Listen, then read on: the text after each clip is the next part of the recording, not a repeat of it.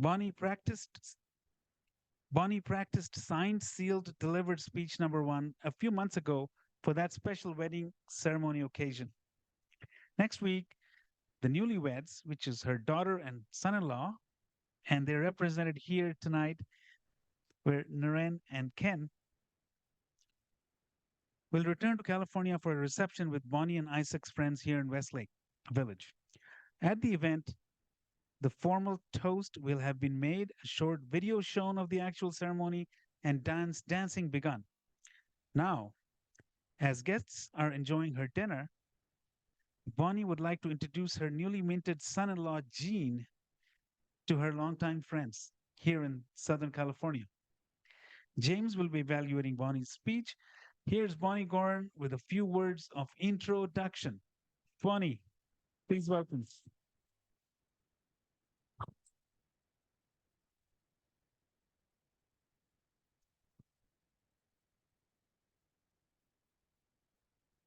A big thank you to all my friends who've taken the time to come here tonight. You know, we are a small family, just Isaac and I, but really that's just in blood because all of you feel like my family, my friends that I've enjoyed all these years and have known Valerie for all these years. And as you know, it was signed, sealed, and delivered back in July, Crested Butte, Colorado. Valerie and Jean exchanged their vows, small wedding ceremony, just how they wanted it, out in the middle of the wildflowers. But my mission right now is that I can't wait one more minute to introduce to you my newly minted son-in-law. This is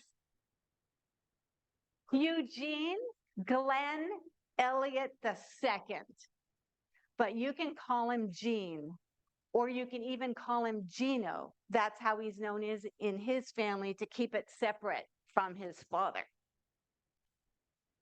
How I met Gene. Some of you know this story already, but I have to tell it again because there's a number of you that don't. So Gene and Valerie were hiking in Crested Butte, and Isaac and I were hiking in Aspen. And on purpose, we were hiking the same trail to meet up for lunch. It's a 13-mile trail. We'll continue on our ways, exchange keys to car and hotel rooms, and then the next day we'll repeat the hike on a parallel trail. What I really want you to know is that as Isaac and I are hiking along, around the corner comes Valerie and Jean. They are animated with each other. Their conversation is going. She is giggling her usual giggly self. What I loved about it was that she was herself. She was not walking on eggshells. She was just being the Valerie that we all know so well. Then what happens? We eat our lunches and we're on our ways, each in a new direction. My husband and I, we look at each other and go, well, what's wrong with that guy? I love him. I hope she does too. I got to know Jean more and more as the years went past. How, I love how you're very exacting. He's checking off the 14,000 peaks that he's climbed in Colorado, all 56 of them, and then the proposal at the top of the final one. I love how he has bees that he keeps and allowed me to wear a beekeeping uniform, look at the beehives and take it all apart and see how the honey is stored.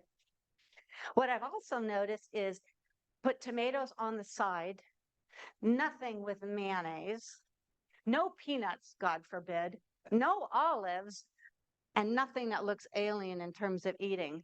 But he's very adventurous in all other ways because if he knows all the ingredients, let him make the dinner. He does a really great job. Now, Valerie, when you were a little girl, you know how we always joked about when you are able to touch the floor, when you're sitting down, you're able to touch the floor, you will have been grown up enough to make all the grown up decisions. And then we talked about how wait for just the right guy who rolls out the red carpet. You have found him. You have found Jean, who thinks of you, and I can see it both ways. The preciousness of your relationship. A toast to Mr. and Mrs. Jean and Valerie Elliott. Back to you, Mr. Cook. Thank you for cooperating with that.